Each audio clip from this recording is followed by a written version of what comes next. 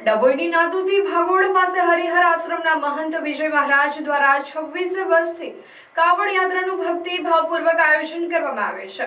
આ 27મા વર્ષે પણ કાવડ યાત્રાના આયોજનને લઈને કાવડ બનાવવાની કામગીરી શરૂ કરવામાં આવી છે। સંખ્યાબંધ ભક્તજનો આ કાવડ યાત્રામાં શ્રદ્ધા અને ભક્તિથી ભાગ લેશે, જે આગામી 12મી ઓગસ્ટના રોજ ચાણોદ ખાતે રાત્રિ રોકાણ કર્યા બાદ 13મી તારીખે વહેલી સવારમાં નર્મદાનું જળ ભરીને ચાણોદથી પગપાળા યાત્રા ડભોઈ ખાતે આવશે।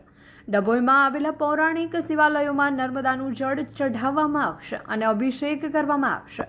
સમગ્ર વાતાવરણ ભક્તિમય થઈ જશે। હર હર મહાદેવના નારાથી સમગ્ર વાતાવરણ ગુંજી ઉઠે છે। ત્યારે હાલ નાંદોદી ભાગોળ ખાતે કાવડ યાત્રાની તડામાર તૈયારીઓ ચાલી રહી છે। આ પવિત્ર શ્રાવણ માસમાં ડભોઈ નાંદોદી ભાગોળ પાસે આવેલા હરિહર આશ્રમથી છેલ્લા 27 વર્ષથી કાવડ યાત્રા વિજય મહારાજની અધ્યક્ષતામાં કાઢવામાં આવે છે। આ કાવડ યાત્રા ચાણોદ જાય છે અને ત્યાંથી નર્મદાના શુદ્ધ જળ ભરીને પગપાળા યાત્રા ચાણોદથી નીકળી તેન તળાવ, સાથોદ અને ડભોઈ આવીને ડભોઈ શહેરમાં આવેલા તમામ મહાદેવના મંદિરોમાં નર્મદા જળ અભિષેક કરવામાં આવે છે અને દેશની સાથે સાથે વિશ્વ શાંતિ માટે પ્રાર્થના કરવામાં આવે છે। તે માટેની તડામાર તૈયારીઓ શરૂ કરી દેવામાં આવી છે।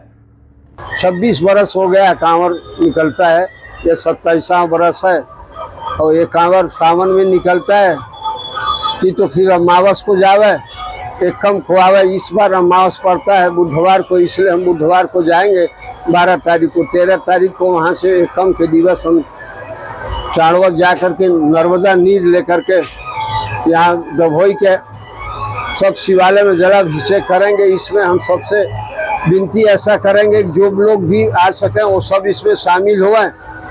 जो कांवर लेवा वो भी, जो कांवर नहीं लेवा वो भी इसमें सब भगवान की एक सवारी समझिए, सब में इसमें शामिल होना चाहिए। भगवान जी से खुश हो, महादेव खुश रहेंगे तो देश में कुछ आपत्ति नहीं आएगी, घर में आपत्ति नहीं आएगी।